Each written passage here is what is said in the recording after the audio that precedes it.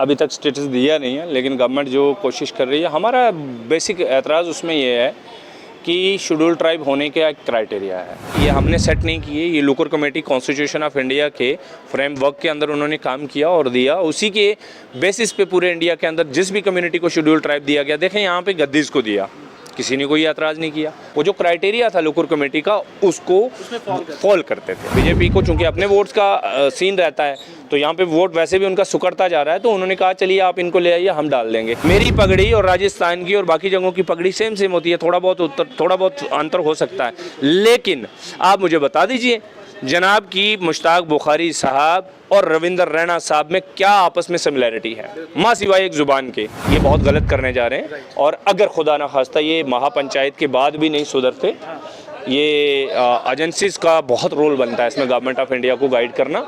अगर ये नहीं बताते तो उसके बाद हम अपना पैदल मार्च फिर से रिज्यूम करें। गुज्जर बकरवाल कम्युनिटी 3 दिसंबर को एक महापंचायत ऑर्गेनाइज करने जा रही है, और इस पंचायत को ऑर्गेनाइज करने का जो मुख्य मकसद है कि इस कम्युनिटी की जिस तरह से जो परेशानियां हैं और कई उनके मुद्दे हैं जो अभी भी अनरिजॉल्व्ड हैं, विशेषकर जिस तरह से पहाड़ी स्पीकिंग लोगों को एसटी का दर्जा दिया गया है, इनका आरोप है कि कहीं ना कहीं उनका जो राइट है उसमें एक इन्फ्रिंजमेंट है। पूरा मामला क्या है और भी क्या मुद्दे हैं, इस पर बातचीत करने के लिए इस समय हमारे साथ सोशल एक्टिविस्ट हैं गुज्जर बकरवाल कम्युनिटी के तालिब हुसैन, और पीडीपी से भी वाबस्ता हैं। इनसे खुद बातचीत करेंगे, पूरी जानकारी लेंगे। तालिब जी, आने वाले समय में एक महापंचायत होने जा रही है, और एक मुद्दा तो बड़ा बर्निंग है, जिस तरह से एसटी स्टेटस जो है वो सरकार ने दिया है पहाड़ी स्पीकिंग लोगों को लेकर, इसमें आपका काफ़ी एतराज़ है, क्या कहेंगे? बहुत बहुत शुक्रिया भाई।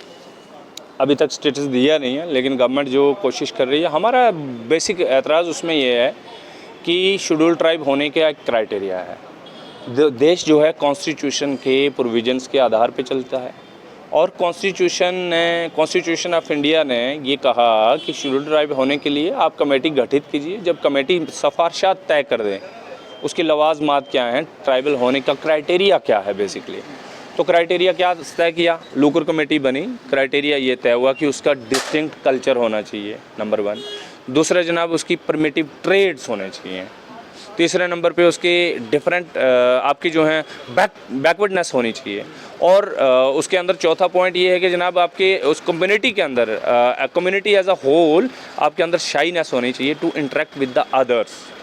तो जनाब ये 4-5 लवाजमात हैं, क्राइटेरियाज़ हैं, इनमें से एक भी फॉलो नहीं करते। जिसकी आप बात कर रहे हैं, ये जो पुराना बना था तब का ये है, हाँ, जो 90s के करीब बनी थी, उसकी बात कर रहे हैं। बिल्कुल ये लोकल कमेटी की ये क्राइटेरियाज़ हैं, ये हमने सेट नहीं किए, ये local committee constitution of India के फ्रेमवर्क के अंदर उन्होंने काम किया और दिया, उसी के बेसिस पे पूरे इंडिया के अंदर जिस भी कम्युनिटी को शेड्यूल ट्राइब दिया गया, देखें यहाँ पे गद्दीज़ को दिया, किसी ने कोई एतराज़ नहीं किया। गद्दीज़ तो 100% हिंदू थे, और उनके नाम के साथ भी आगे जयदेव सिंह और ये वो लगता है, क्यों नहीं एतराज़ किया? बिकॉज वो जो क्राइटेरिया था लोकल कमेटी का, उसको फॉल करते थे, हमने नहीं एतराज़ किया। सिपीज़ को दिया गया, आज भी गद्दा ब्राह्मण को दिया जा रहा है। Gadda Brahmin are the Brahmins of our Gaddis, वो हम उनका वेलकम करते हैं, उनको देना चाहिए, मिलना चाहिए। लेकिन ब्राह्मण को दे देना, राजपूत को दे देना, मुस्लिम राजपूत को दे देना, मिर्ज़ा को दे देना, सैयद को दे देना, ये तो जनाब कॉन्स्टिट्यूशन ऑफ इंडिया का गला काटने वाली बात है ना। आप उसको कुछ और दे दीजिए, गरीब होते हैं हर समाज के अंदर। पर सरकार ने यहाँ जो कमीशन बैठाया तो उसने क्या सोचकर इन चीज़ों को किया है, क्योंकि क्या वो डिफरेंसेस ऐसे देखें या क्या चीज़ कॉमन चीज़ देखी है कि जिस वजह से उन्होंने कहा कि जैसे आपका क्राइटेरिया है वैसा उनका क्राइटेरिया है, तो चलिए इनको भी जो है एससी का स्टेटस मिलना चाहिए। वो क्या चीज़ें उन्होंने आखिर दिखाया तो था, उन्होंने कुछ चीज़ें लाई। देखें जनाब, देखें उनको बड़ी अनफॉर्चुनेट बात बोलनी पड़ रही है मुझे। मैं लॉ रिस्पेक्ट करने वाला बंदा हूँ, तो मैं जज साहब की रिस्पेक्ट करता हूँ बहुत। जस्टिस जो हमारे इसके थे जीडी शर्मा साहब, वो खुद गद्दा ब्राह्मण थे, और इंडिया के अंदर ये अजीबो गरीब केस है कि जिस कम्युनिटी की वो खुद सिफारिश, हालांकि हम उनकी कम्युनिटी को उनके खिलाफ एहतजाज नहीं कर रहे, लेकिन आप ये देखिए कि कॉन्स्टिट्यूशन ऑफ इंडिया का गला कैसे काटा गया कि गद्दा ब्राह्मण खुद ही गद्दा ब्राह्मण को रिकमेंड कर रहा है कि हाँ मैं शेड्यूल ट्राइब का दावेदार हूँ। How can it be possible. और दूसरे नंबर पे ये देखिए, पार्शियलिटी का एक वो क्वेश्चन मार्क भी आ जाए। आपने जो कहा कि उन्होंने क्या दिखाया होगा, वही मैं बता रहा हूँ कि दिखाने वाली बात ये है, उन्होंने माज इतना दिखाया नहीं, बल्कि उनको ऊपर से हदायत थी कि आपने इन कम्युनिटीज़ को डालना है, आप सिफारिशात लेके आइए, हम कर देंगे। बीजेपी को चूंकि अपने वोट्स का सीन रहता है, तो यहाँ पे वोट वैसे भी उनका सुकड़ता जा रहा है, तो उन्होंने कहा चलिए आप इनको ले आइए, हम डाल देंगे। तो जब देखिए इस कमीशन को ये लगा, पहले तो बोला गया जनाब ये पहाड़ी ज़ुबान बोलने वाले लोग हैं, तो बोला भाई यार ये तो उड़ जाएगा, ज़ुबान के बेसिस पे तो कोई गरीब अमीर होता ही नहीं। अंग्रेज़ी बोलने वाले भीख भी मांगते हैं, अंग्रेज़ी बोलने वाले प्राइम मिनिस्टर भी हैं, अमीर भी हैं, सारे वर्ल्ड के अंदर बिजनेस भी हैं। मैं गोजरी बोलता हूँ, मेरे बहुत सारे अमीर भी हैं, मेरा बहुत बुरा हाल है। आप डोगरी ज़ुबान बोलते हैं, आपके बहुत टॉप पे वर्ल्ड के अंदर काम कर रहे होंगे लोग, आप जर्नलिस्ट भी हैं और बहुत सारे भीख मांग रहे होंगे। तो लैंग्वेज बेसिस पर कोई बेसिस नहीं है, का लैंग्वेज बेसिस नहीं है। और ट्राइबल होने का तो कतई नहीं है। ट्राइबल होने के लिए कैसे हो जाए, डिस्टिंक्ट जो फीचर्स बताए। हाँ, फीचर्स बताए। एक बात ये, नंबर दो ये है कि जब ये बात नहीं चली कि यार लैंग्वेज तो उड़ जाएगी, अब इन्होंने क्या काम किया कि चलिए इनको अब बनाते हैं जनाब आइडेंटिटी है जनाब इनका, ये एक ना वो है, क्या बोलते हैं इसको, मैं एकदम वर्ड जो है मैं स्किप कर रहा हूँ, कि जनाब इनका ये पूरा एक ही ट्राइब है, ये सारे के सारे आइडेंटिटी इनकी एक ट्राइब है जनाब। ट्राइब होते हैं भाई मंगोल, चंगेज़ खान, उसके बाद बाबर। चंगेज़ खान उसका कोई धर्म नहीं था या कुछ भी होगा अलग से, इसके बाद बाबर मुसलमान, अकबर मुसलमान, लेकिन उनका ब्लड रिलेशन एक है। ये होते हैं कबीले। तुर्क जो ऑटोमन एम्पायर है, उन्होंने 650 साल के 40 मुल्कों पे हुकूमत की, वो सारी के सारे एक कबाइल था। ओगोज़ खान की तुर्क भी और ये मंगोल भी, ये सारा एक है। हम गुजर हैं, एक ट्राइब है, एक कबीला है, डीएनए हमारा एक है। मैं तालिब हुसैन यहाँ पे पक्का मुसलमान आपके सामने खड़ा हूँ। कुरुड़ी सिंह भैंसला राजस्थान के अंदर पक्का हिंदू खड़ा है, बट हमारा ब्लड रिलेशन सेम है।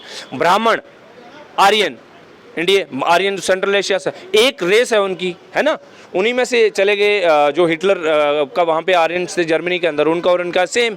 यहाँ के द्रविडियंस, ये एक क्लैन, ये एक होता है ब्लड रिलेशन, और ये होता है एक कबीला, जिसे हम उर्दू में या हिंदी में बोलते हैं कबीला। अब मुझे खुदा रहा, आप ये चीज़ कंफर्म करिए, ये प्लीज़ मुझे मैं आज तक नहीं समझ पाया हूँ गवर्नमेंट चाहती क्या है।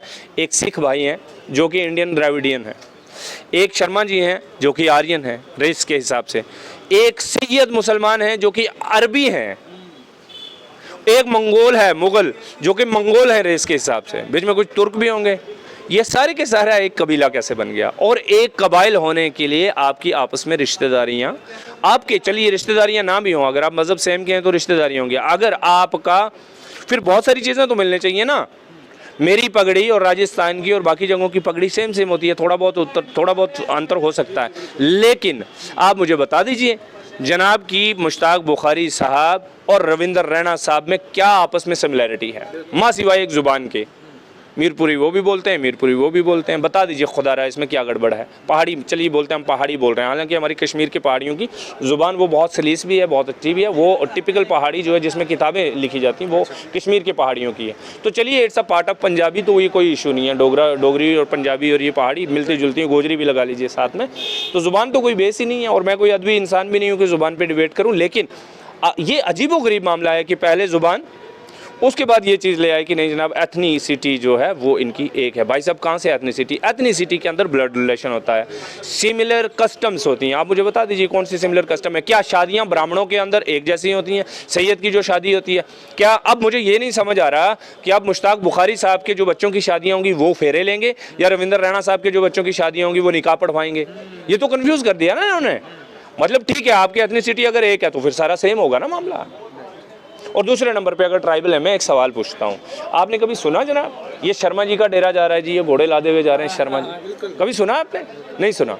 आपने देखा ये राजा जी जा रहे हैं सांबे से संब्याल मारे संब्यालें दे डेरे जा रहे हैं, सुना आपने? राजा जी कुत्थे लाना डेरा, आज चरणी पूछना है या कुत्थे पूछना है? इट्स बहुत ये शेमफुल है, ये शेमफुल है। मतलब ट्राइबल का कल्चर और ट्राइबल की डिस्टिंक्ट, जिसको आप बड़ी क्वालिटीज वही थी, आप उनको भी छीनना चाहते हैं, फिर बचेगा क्या? अब वर्ल्ड लेवल पे आपके यहाँ पे रिसर्च स्कॉलर आएंगे रिसर्च करने के लिए, किसको दिखाओगे आप? बख्शीनगर में बैठे हुए शर्मा जी को, या सुंदरबनी के सुरनकोट के अंदर बैठे हुए सैयद साहब को? इसलिए गुजारिश ये है कि गवर्नमेंट खोज के नाखून ले, उनकी एजेंसीज खोज का नाखून लें, ये बहुत गलत करने जा रहे हैं। और अगर खुदा ना खास्ता ये महापंचायत के बाद भी नहीं सुधरते ये एजेंसीज़ का बहुत रोल बनता है इसमें, गवर्नमेंट ऑफ इंडिया को गाइड करना। अगर ये नहीं बताते तो उसके बाद हम अपना पैदल मार्च फिर से रिज्यूम करेंगे। बिल्कुल। अगर सरकार आने वाले समय में इनके बारे में जो इनका मेन जो रिजर्वेशंस है उस पर अगर नहीं सोचती है तो एक एजिटेशन, एक पैदल मार्च के तौर पर जो है निकाली जाएगी। ये एक यहाँ पर दिल्ली तक जाने का एक फ़ैसला लिया गया है, लेकिन सरकार से बार बार गुजारिश की गई है कि वो इस बात पर सोचें ताकि जो बिल है वो पास ना किया जाए। इन जो बातें इन्होंने कही हैं उस पर गौर किया जाए ताकि इनसे इनका हक जो है ना छीना जाए। जिस चीज़ के लिए इनको ये हक दिया गया था, एक समय में एक लंबी लड़ाई लड़ी थी, वो फिर से एक तरह से कोशिश की जा रही है सरकार द्वारा, उस पर थोड़ा गौर करें ताकि फिर से वो गलती ना दोहराएं।